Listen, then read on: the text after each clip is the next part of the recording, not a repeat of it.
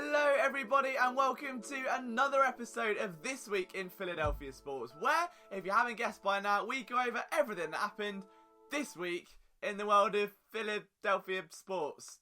Again, if you're new to this channel, guys, and you enjoy this sort of content, make sure you leave a like, hit that subscribe button, and drop a comment with all of your opinions on the stories discussed in today's episode. We want to build the biggest base of Philadelphia sports fans, and we need your help to do so. Firstly, a belated happy 4th of July to everyone in the States, although it does feel a little bit weird, a British guy saying that. I'm kind of an honorary American anyway.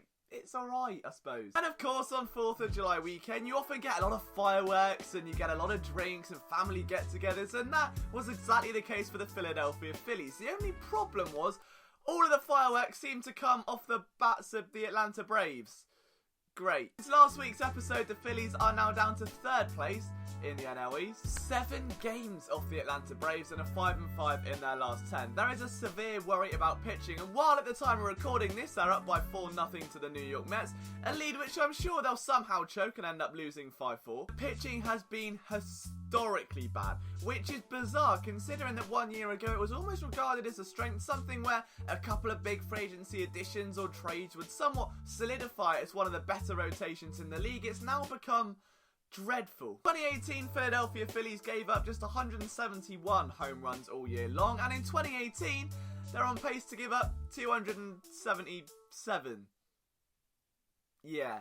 There are only 3 relievers yet to give up a home run, which is bad considering one of them has only just come off the IR list. And while the offense is flying and everything is finally back to firing on all cylinders, the pitching is as shaky and as unreliable as ever. At the minute, every Phillies game feels like a lucky dip, but instead of being filled with candy and bouncy balls and little prizes and toys, it's instead filled with worms, snakes, scorpions, and the occasional chocolate cake. You never really know what you're gonna get, but hey, you might get a slice of chocolate cake after a few stings. So are they gonna fix up and somehow work this out? Something has to be done. It's gotta fall on Kapler. Are they gonna make a mid-season acquisition? Does it fall on the coaching staff? Is it the pitching staff and the coaches? Has something changed between last year and this year? So the guys like Aaron Nola, like Breakout Pavetta, who maybe haven't been back to their best so far? Is it something more in-house they can focus on, as opposed to worrying about bringing in the exterior help, hitting the panic button, everyone flying around like a drunk bumblebee? But on to the Philadelphia Eagles, where once again we are stacked for news. I mean, we are lucky we've been able to condense it down into a nice couple-minute segment, because I don't know what I would do without a bit of paper that big.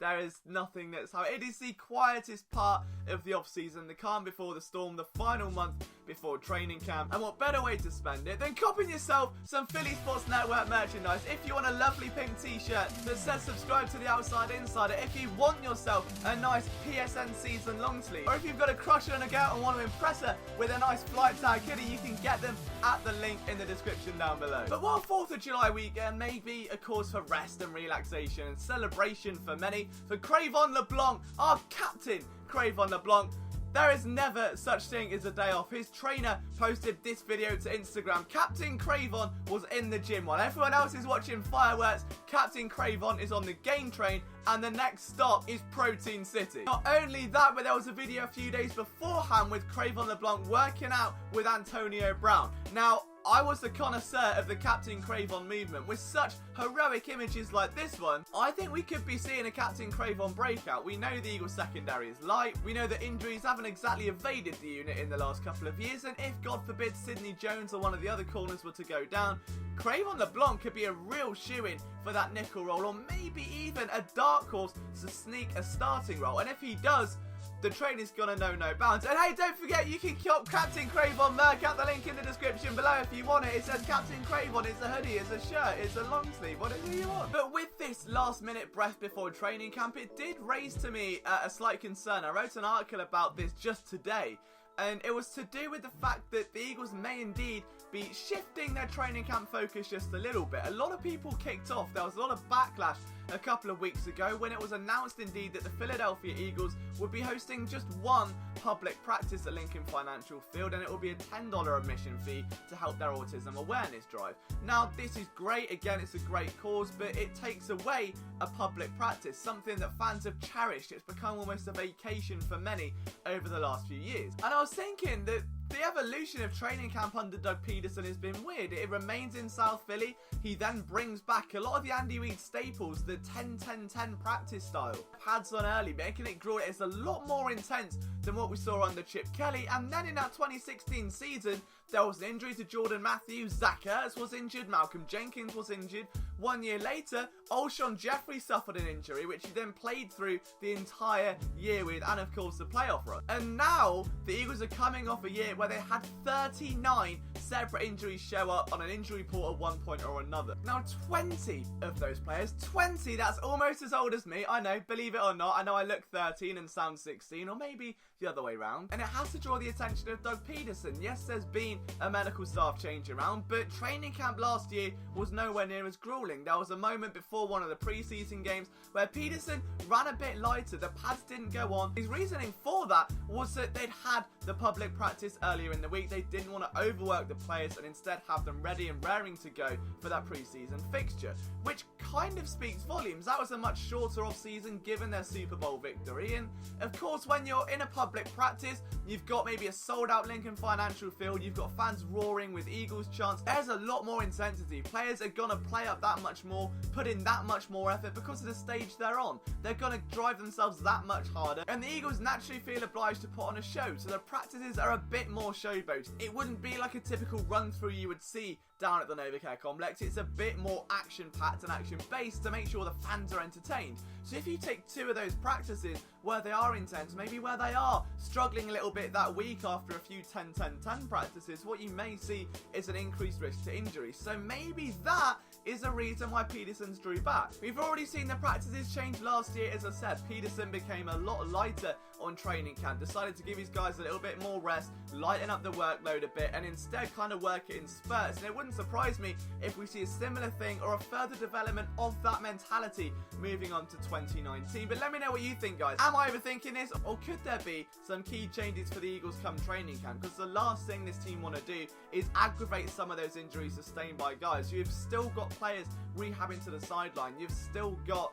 guys rehabbing and recovering from injuries sustained last year, so they have to kind of manage that workload a little bit more intricately maybe than they have in years past. On to the Sixers, and I'm not going to lie to you guys, I am an emotional wreck right now. I have just about gotten over TJ and Dario, the split up, which was more heartbreaking than my last breakup.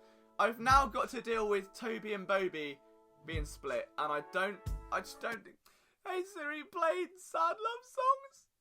Boban Marjanovic signed a 2-year deal with the Dallas Mavericks, leaving Tobias Harris, who committed his long-term future to the Sixers in a $180 million deal just a short time ago. And they posted on social media, and there were tweets and tears and the Instagram videos, and they just loved each other so much. All I want in life is someone to look at me the way Tobias Harris looks at Boban Marjanovic. That is it. I mean, I'm a simple guy. Outside of that, though, the Sixers continued to make some very low-key moves in free agency. There were bombs dropping all over the place. Raul Neto is now a member of the Sixers. Shake Milton signed a 4-year deal. Dennis re-signed a 2-year deal. And Kylo Quinn joins the team as well as a backup point forward and centre. So it's an interesting situation because the Sixers have definitely bolstered their second team unit. The Sixers scored the 5th fewest points off the bench in the entire league, and they still somehow pushed their way to what should have been an NBA championship if not for that fateful bloody bouncing shot. They captured the 3 seed, and there's been a real focus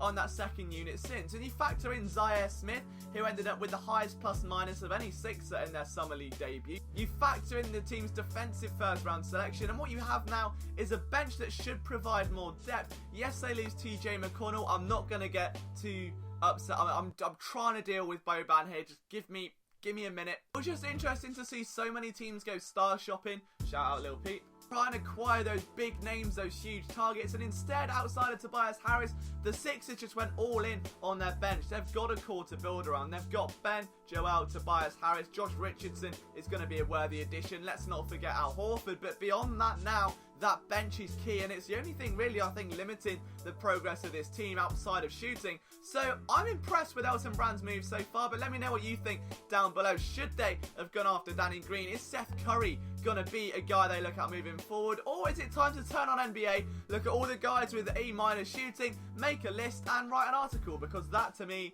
seems like a good idea right now. The Philadelphia Flyers signed a bunch of unrestricted free agents, but most of them will be heading to the Lehigh Valley Phantoms, so I don't want to get too lost on those guys just right now. If you want full breakdowns on every single one, you can go to phillysportsnetwork.com for articles from myself and John Go, who spent a little while diving into each prospect and where they're gonna fit. On to soccer as a whole, and firstly a huge congratulations to the US women's national team for becoming World Cup champions once again. They arguably just are one of the greatest dynasties in all of sports, and I don't get how you word it, how much value you place on the women's game, or how much better they are than the rest of the world. It speaks volumes to have that kind of success over that period of time. It's really unheard of, considering the World Cup's once every 4 years. To sustain that, massive congratulations. But they did break my heart. I went down the pub in the most British way possible. I watched the semi-final. If you watched it, you know what I'm talking about. It was an emotional roller coaster. The VAR came in. England's captain takes the penalty. England's captain misses the penalty. England lose the game. And I always thought that whoever won that game would go on to win the whole thing. And ultimately they did. So the US women's national team win it. England football's not coming home for now. We'll just have to wait 3 years for the next men's and 4 years for the next women's. So I may have even hit puberty by the time football comes home. And as for the Philadelphia Union, they've got themselves a brand new star in Kasper Chivolka, a guy that scored 2 goals against Orlando earlier this week to propel the Union even further into the lead of the Eastern Conference. They meet Orlando once again, but the Union, for the first time that I can remember since the days of Sebastian Letou, have an out-and-out fox in the box once more. CJ Sapong was never that guy. They could never really find a devout striker, a poacher, someone that is going to be an absolute lethal force inside the box. I think they've finally found that, and it is really great to see. So are the Union going to adopt their own allez chant? Who knows, but they are top of the Eastern Conference. They're flying forward, and if they can beat Orlando 2 times in a week, then things might just get a bit juicy. But that is it for another episode of This Week in Philadelphia Sports. Guys, don't forget to drop your opinions on everything we've spoken about down in the comments below. Thank you so much for taking the time to watch. It means the absolute world to me. From myself, Liam Jenkins, you can follow me on Twitter at Liam Jenkins PSN. I'll see you next time.